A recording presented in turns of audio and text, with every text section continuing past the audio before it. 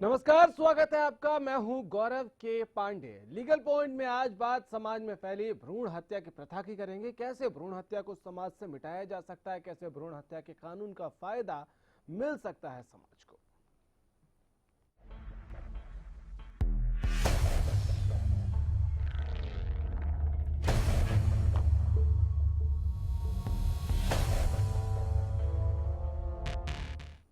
नवरात्रे चल रहे हैं। भारत में नारी को देवी का दर्जा दिया जाता है, लेकिन इसके बावजूद अभी भी बेटे के नाम पर अक्सर बेटियों की बलि दे दी जाती है, जिसे रोकने के लिए कड़े कानून बनाए गए हैं। लेकिन इसके बावजूद भ्रूण हत्या रुकने का नाम नहीं ले रही।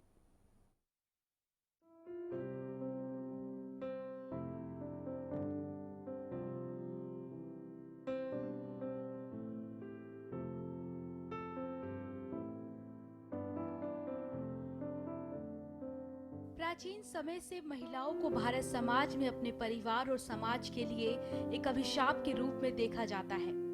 इन्हीं कारणों से तकनीकी उन्नति के साथ ही भारत में काफी समय से कन्या भ्रूण हत्या की प्रथा चल रही है, जिसकी वजह से लड़कियों के लिंग अनुपात में काफी कमी आई है। आंकड़ों के मुताबिक केंद्रीय सांख्यिकी संगठन की रिपोर्ट के मुताबिक केंद्रीय सांख्यिकी संगठन की रिपोर्ट के मुताबिक साल 2001 से साल 2005 के बीच करीब 6,82,000 कन्या भ्रूण हत्याएं हुई। 4 सालों में रोजाना 1800 से 1900 कन्याओं को जन्म लेने से पहले ही कोख में दफना दिया गया। सेंटर फॉर सोशल रिसर्च के मुताबिक बीते 20 सालों में भारत में कन्या भ्रूण हत्या के कारण 1 करोड़ से ज्यादा बच्चियां जन्म नहीं ले सकी। यूनिसेफ के मुताबिक 10% महिलाएं विश्व की जनसंख्या से लुप्त हो चुकी हैं। सरकार की ओर से बेटी बचाओ बेटी पढ़ाओ जैसे जागरूकता अभियान तक चलाए जा रहे हैं और कड़े कानून भी बनाए गए। कानून के मुताबिक अधिनियम 1984 के तहत कन्या भ्रूण हत्या के लिए लिंग परीक्षण गुनाह है। भ्रूण परीक्षण के लिए सहयोग देना और विज्ञापन करना कानूनी अपराध है। 3 से 5 साल तक की जेल और 10,000 से 1 लाख रुपए तक का जुर्माना हो सकता है। गर्भवती स्त्री का जबरन गर्भपात कराना भी अपराध है। ऐसा करने पर आजीवन कारावास की सजा हो सकती है। ऐसे में भ्रूण हत्या को जड़ से मिटाने के लिए जरूरत है कानून की सही जानकारी होने की, ताकि समाज से भ्रूण हत्या का कलंक मिटाया जा सके। Bureau report, Haryana news.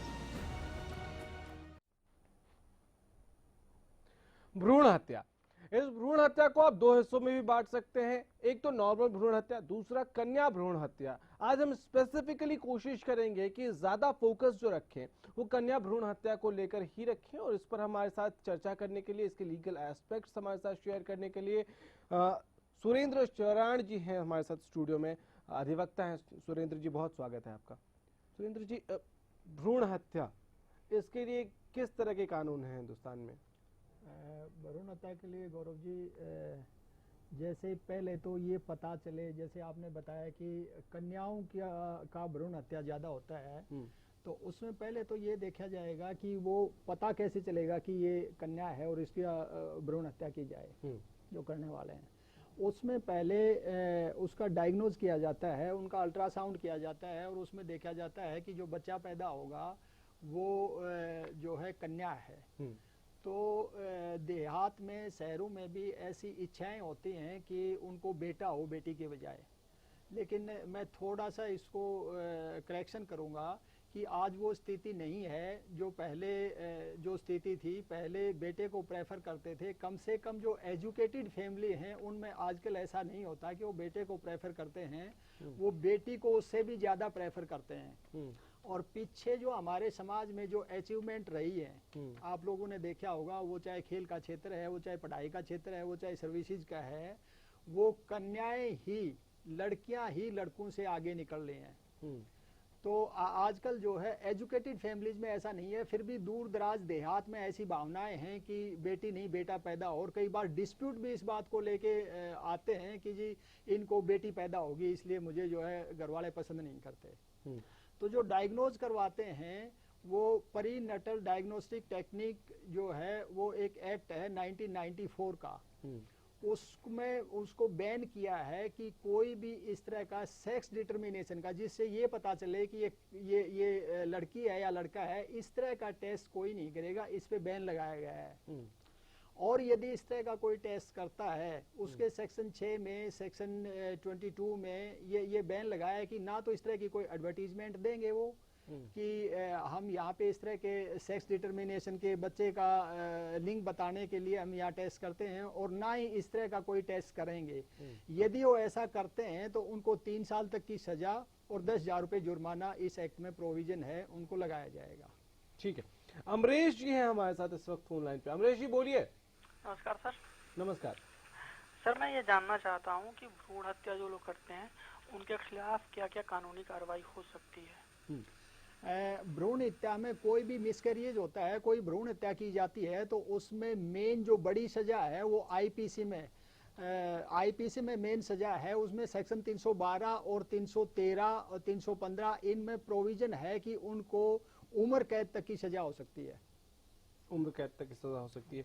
अब सुरेंद्र जी एक बात बताइए कि जैसे किसी का ने जो है अगर मन बना लिया कि उसको बच्चा नहीं चाहिए अभी, और बिना लिंग जांच के अगर वो गर्भपात कराते हैं, तो क्या वो क्राइम के अंडर फॉल करता है? हाँ, कुछ टर्मिनेशन जो है, कुछ गर्भपात जो है वो कानून में अलाउड हैं, प्रावधान है। जैसे मेडिकल टर्मिनेशन ऑफ प्रेगनेंसी, जैसे डॉक्टर की सलाह से करते हैं कि उनमें मान लो कोई कॉम्प्लिकेशन आने का डर है कि ये बच्चा ठीक से नहीं होगा, डिफॉर्मिटी होगी, तो उसको बोलते हैं मेडिकल टर्मिनेशन ऑफ प्रेगनेंसी। कुछ हालात ऐसे होते हैं जैसे रेप के विक्टिम होते हैं गौरव जी, मान लो किसी महिला के साथ बलात्कार हो गया और उनको जो है गर्भ उसमें ठहर गया, तो उसको टर्मिनेट करवाने के लिए भी प्रावधान है। ठीक है, लेकिन इसका एक पीरियड है कि एक पार्टिकुलर पीरियड तक उनका जो है ये टर्मिनेशन अलाउड है, उसके बाद नहीं है। अभी रिसेंटली एक सुप्रीम कोर्ट में केस आया था और वो एडवांस स्टेज में प्रेगनेंसी चली गई थी, तो उस टर्मिनेशन को सुप्रीम कोर्ट ने अलाउ नहीं किया था। ठीक है, डिम्पल है हमारे साथ इस वक्त फोन लाइन पे। डिम्पल जी बोलिए। समाज में हम कानून का सहारा तो ले सकते हैं, लेकिन अगर हमारे घर में ही इस तरीके की चीज़ें हों, क्योंकि एक समाज का डर भी होता है और सीधे हम कानून का सहारा नहीं ले सकते हैं, क्योंकि घर और फैमिली को भी देखकर चलना पड़ता है। और फैमिली में ही अगर किसी के साथ ऐसा होता है तो हम उसे पूरी तरीके से नहीं रोक पाते हैं, क्योंकि समाज की भी कुछ दायरे होते हैं। लेकिन आपका प्रश्न बहुत क्लियर नहीं हो पाया। मैं जहां तक समझ पाया कि मान लीजिए कि आप देख रहे हैं कि आपकी फैमिली में किसी के साथ ऐसा हो रहा है और उसके लिए प्रेशर बनाया जा रहा है, तो आप क्या कर सकते हो उस वक्त कि आप भी सामने नहीं है और कार्रवाई भी हो जाए? निश्चित रूप से किसी के माध्यम से आप कंप्लेंट कर सकते हैं या एक इंफॉर्मेशन पुलिस को दे सकते हैं कि इस तरह यहाँ पे मिसकैरेज करवाया जा रहा है, तो with the consent of the women और without the consent of the women ये गर्भपात जो है वो अलाउड नहीं होता। सेक्शन 312 आईपीसी स्पेशली कहता है कि इस तरह का कोई गर्भपात करवाता है तो उसको निश्चित रूप से सजा होगी। और आईपीसी में किसी कंप्लेनेंट की जिनका गर्भपात हुआ है उनके कंप्लेंट करने की भी आवश्यकता नहीं होती, कोई इंफॉर्मेशन पुलिस को इस बात की दे दे और वो कंप्लेंट दर्ज हो जाएगी।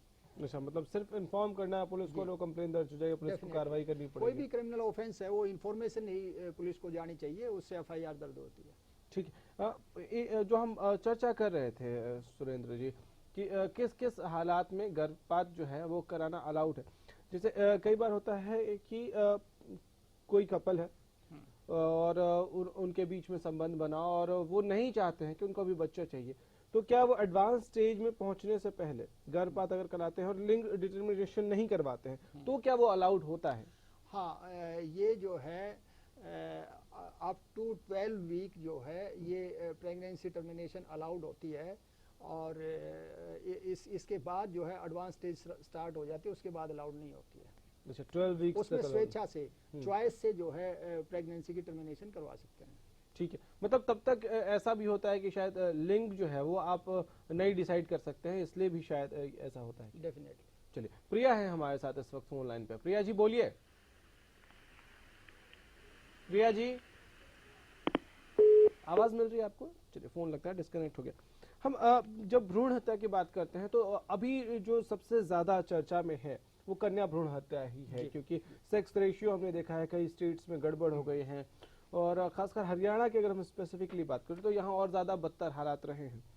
ऐसे में लिंग जांच के लिए जो प्रावधान है वो स्पेसिफिक क्या है? क्या डॉक्टर्स के लाइसेंस तक कैंसिल होते हैं? हाँ, डेफिनेटली एक एडवाइजरी बॉडी होती है, काउंसिल होती है, और इस तरह के केसेस यदि पकड़े जाते हैं, इसमें कुछ जेनेटिक काउंसलिंग सेंटर और जेनेटिक क्लिनिक और जेनेटिक लेबोरेटरी होती हैं जिनको लाइसेंस मिलते हैं। उनको बाकायदा एक फीस प्रेस्क्राइब्ड होती है, वो दे के वो लाइसेंस लेते हैं। लाइसेंस लेने के बाद वो सिर्फ वही टेस्ट करेंगे जो एक्ट में प्रावधान है, जो अलाउड होते हैं, और वो कोई डिजीज ऐसी होती है, वो जो क्रोमोसोम से और जो उनसे रिलेटेड कोई डिजीज होती है उसी में वो टेस्ट अलाउड होते हैं, और सेक्स डिटर्मिनेशन के लिए वो टेस्ट अलाउड नहीं होते हैं।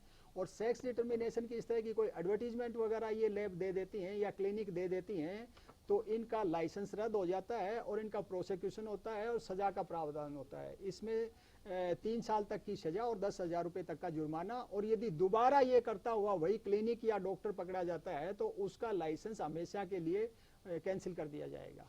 आजकल बहुत ज्यादा हमने देखा है पिछले कुछ वक्त में बहुत ज्यादा रेड्स हो रहे हैं, पुलिस जो है वो बहुत एक्टिव होकर, स्वास्थ्य विभाग के लोग भी एक्टिव होकर रेड कर रहे हैं बहुत जगह पे, और इससे बचने के लिए बहुत तरीके के जो है लोग उपाय भी कर रहे हैं। कहीं मोबाइल वैन्स हैं उसमें सेक्स डिटर्मिनेशन टेस्ट के लिए लोग चले जाते हैं, बहुत तरह के कर रहे हैं। तो इसमें जो पकड़ा गया, पहले चंपा जी हैं हमारे साथ, पहले उनकी बात सुन लेते हैं। चंपा जी बोलिए। चंपा जी आवाज मिल रही है? चलिए, सुषमा जी हैं कॉलर हमारे साथ इस वक्त। सुषमा जी बोलिए। सुषमा जी आवाज मिल रही है आपको? चलिए, लगता है इनको भी आवाज नहीं मिल रही है। तो मैं ये पूछना चाह रहा था आपसे सुरेंद्र जी कि इस तरह के जो काम करते हैं, एक तो आपने कहा कि 10,000 तक जो है वो जुर्माना और 3 साल तक की 3 साल तक की सजा है, तो उसमें किसको किसको 3 साल की सजा मिलेगी? हाँ, ये गौरव जी बहुत अच्छा सवाल आपने किया। ये इसमें एक प्रजेम्पशन दी है इस एक्ट में, और बहुत ही अच्छी प्रजेम्पशन दी है। उस प्रजेम्पशन के मुताबिक ये दिया है कि जो टेस्ट करवाती है लेडी, कि मुझे बच्चे का सेक्स डिटर्मिनेशन टेस्ट करवाना है, वो दोषी है, डॉक्टर करने वाले दोषी हैं, और इसमें प्रजेम्पशन ये है कि उस लेडी के घर वाले यानी कि उनका हस्बैंड और क्लोज रिलेशन में जो हैं, जो उनके साथ मिलते हैं, वो भी उसमें दोषी माने जाते हैं। अच्छा, मतलब अगर पकड़े गए तो लेडी और उनके साथ कोई भी हैं, उनके साथ जो आए हैं, वो प्रजेम्पशन ये होती है कि वो इसी पर्पज के लिए आए हैं, और उनको उसके बाद उनको प्रूव करना पड़ेगा कि हमारी कोई ऐसी इंटेंशन नहीं थी, या हम ऐसा नहीं चाहते थे, या हमने ऐसा नहीं करवाया। ठीक है, एक छोटा सा ब्रेक ले लेते हैं, और ब्रेक से जब लौटेंगे तो इस पर कुछ और पहलुओं पर जरा हम समझने की कोशिश करेंगे कि इसमें कानूनी पहलू क्या क्या है, कानूनी रूप से जो है क्या क्या हो सकता है, और किन किन चीजों से बच के रहने की जरूरत है। छोटा सा ब्रेक।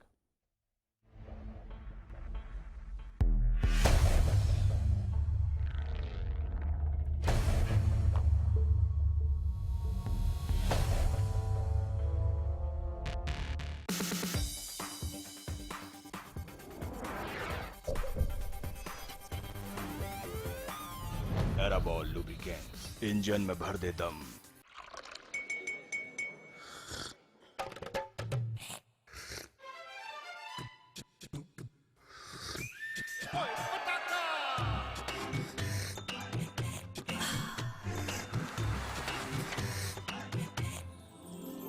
उर्मिला, हेलो हेलो जी, हो जाए। Thank you.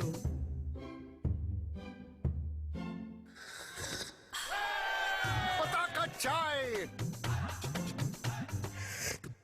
पताका चाय, गजब का स्वाद। दादा दादी का लक्ष्य हेल्दी लाइफ, मम्मी डैडी का लक्ष्य हैप्पी लाइफ, तन्नू मन्नू का लक्ष्य जीनियस लाइफ, लक्ष्य दे brain and body fit to fight, Lakshya pure ghee for whole life, Lakshya Lakshya लक्ष्य प्योर घी। श्रेष्ठता और शुद्धता आपका हक, हमारा लक्ष्य, लक्ष्य प्योर घी। अगर आप हैं लजीज खाने के शौकीन तो welcome to Arjun sweets, snacks and bakery. यहाँ है चाइनीज, स्ट्रीट फूड से लेकर साउथ इंडियन तक, पिज्जा, फास्ट फूड से लेकर मेन कोर्स तक। फ्री होम डिलीवरी के लिए कॉल करें 9990566111 या फिर 9990167111।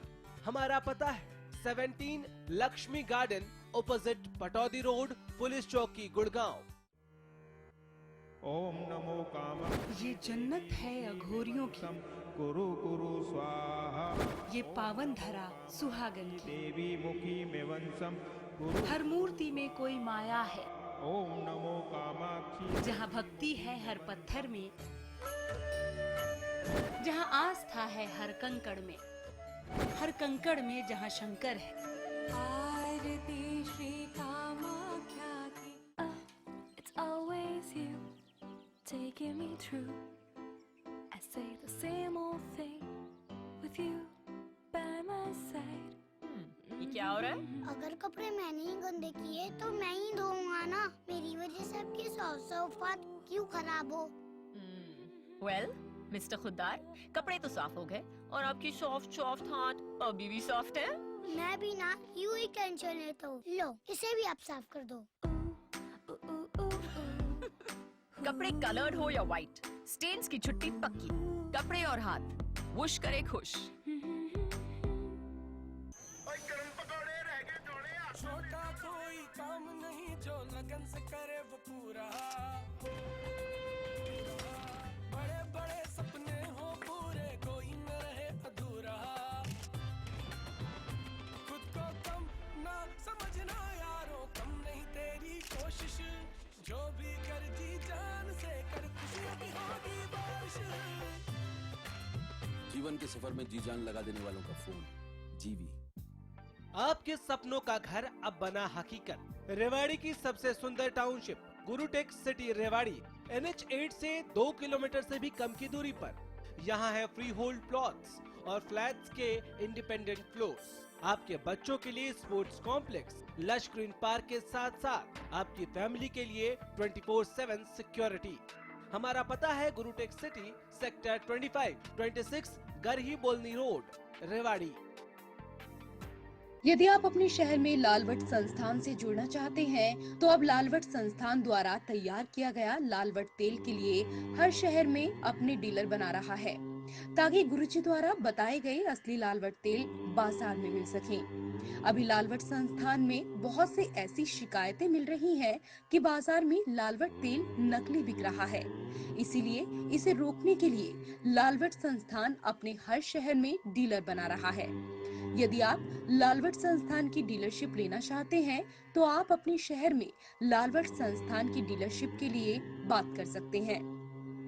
ये कदम लालवट संस्थान द्वारा इसलिए उठाया गया है ताकि शहर में नकली लालवट तेल को बिकने से रोका जा सके। आप असली लालवट तेल खरीदते समय देख लें कि डब्बे पर और बोतल पर लालवट संस्थान आयुर्वेदा प्राइवेट INT लिखा हो। डीलरशिप के लिए संपर्क करें।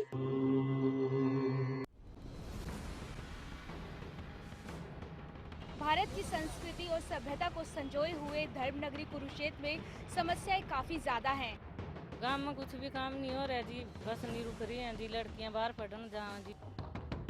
बुलडेरा गांव के सरपंच जितेंद्र से जानते हैं कि इस गांव में विकास के क्या मायने हैं। बहुत बढ़िया है, हमने स्कूल का और गांव का बड़े अच्छे तरीके से विकास करवाया। अब हम पहुंचे हैं साइबर सिटी से 20 किलोमीटर आगे बजघेड़ा गांव। देखो जी, गांव में समस्याएं तो बहुत सारी हैं। इसके ऊपर हमारा जो सरपंच है वो ना तो ध्यान देता।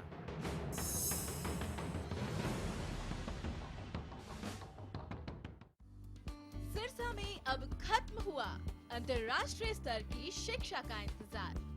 MDLR ग्रुप लेकर आए हैं MDK इंटरनेशनल स्कूल। हरियाणा के हरित क्षेत्र सिरसा में विश्व स्तरीय शिक्षा की खास पहचान। MDK international school Cambridge university London से जुड़े सिरसा के इस पहले रेसिडेंशियल कम डे बोर्डिंग स्कूल के डायरेक्टर हैं कैम्ब्रिज एग्जाम्स के आकलनकर्ता मिस्टर लॉरेंस फ्रे।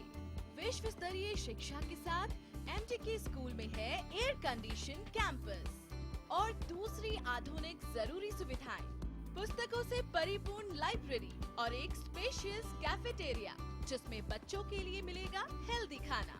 MDK इंटरनेशनल स्कूल की विश्व स्तरीय खेल एवं अन्य सुविधाएं आपके बच्चों का स्वास्थ्य एवं चहुमुखी विकास सुनिश्चित करती हैं।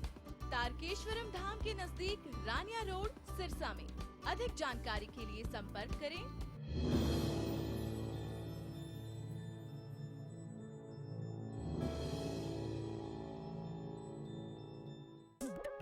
दादा दादी का लक्ष्य हेल्दी लाइफ, मम्मी डैडी का लक्ष्य हैप्पी लाइफ, तन्नू मन्नू का लक्ष्य जीनियस लाइफ, लक्ष्य दे brain and body fit to fight, Lakshya pure ghee for whole life, Lakshya Lakshya लक्ष्य प्योर घी। श्रेष्ठता और शुद्धता आपका हक, हमारा लक्ष्य, लक्ष्य प्योर घी।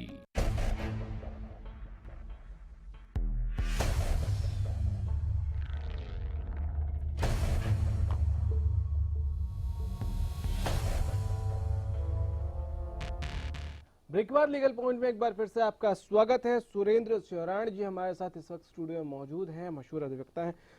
सुरेंद्र जी, एक बात बताइए कि जब हम लिंग जांच की बात करते हैं और उसको लेकर कानून की बात करते हैं, इधर कुछ दिनों पहले एक घटना हुई जिसमें कुछ डॉक्टर्स ने ये आरोप लगाया कि उनके ऊपर नकली रेड्स की जा रही हैं और उनको जबरदस्ती फंसाया जा रहा है। तो कानून उनके प्रोस्पेक्टिव से भी क्या कुछ उनको सपोर्ट करता है, कैसे करता है? गुरु जी, डेफिनेटली मान लो जो प्रशासन है, प्रशासनिक अधिकारी हैं, उनके कोई पर्सनल ग्रेवांस किसी डॉक्टर से है या एनिमिटी है और इस तरह की फेक रेड करता है तो डेफिनेटली उनका बचाव तो होता ही है। और यदि लगता है डॉक्टर को मेरे खिलाफ गलत कार्रवाई कर रहे हैं तो वो कंप्लेंट कर सकते हैं और उनको चेंज करवा सकते हैं इन्वेस्टिगेशन ऑफिसर को, और वो चेंज करेंगे और सही से जांच पड़ताल करेंगे तो सच्चाई सामने आ जाएगी। ये तो हर कंप्लेंट में हर किसी को, हर मुलजिम को, हर एक्यूज्ड को ये अधिकार होता है कि यदि उसके साथ गलत इन्वेस्टिगेशन हो रहा है तो वो कंप्लेंट करके इन्वेस्टिगेटिंग ऑफिसर को चेंज करवा सकता है और अपने इन्वेस्टिगेशन को ठीक करवा सकता है। ठीक है, मुझे एक चीज़ बताइए सुरेंद्र जी की, जैसे मान लीजिए कि मैंने कंप्लेन की और मैंने कंप्लेन ये की कि मेरे पड़ोस में एक फैमिली है जो अपनी बहू को प्रेशराइज करके उसने भ्रूण हत्या करवाई है, उस केस में क्या? उस केस में निश्चित रूप से आप कंप्लेंट करेंगे तो उसका इन्वेस्टिगेशन होगा और इन्वेस्टिगेशन होगा तो उनका मेडिकल एग्जामिनेशन होगा। मेडिकल एग्जामिनेशन में ये मिलेगा कि हाँ इनकी प्रेगनेंसी टर्मिनेट हुई है तो उनसे कारण पूछे जाएंगे। इन्वेस्टिगेशन में देखा जाएगा कि इनकी प्रेगनेंसी जो है वो कहाँ टर्मिनेट करवाई गई।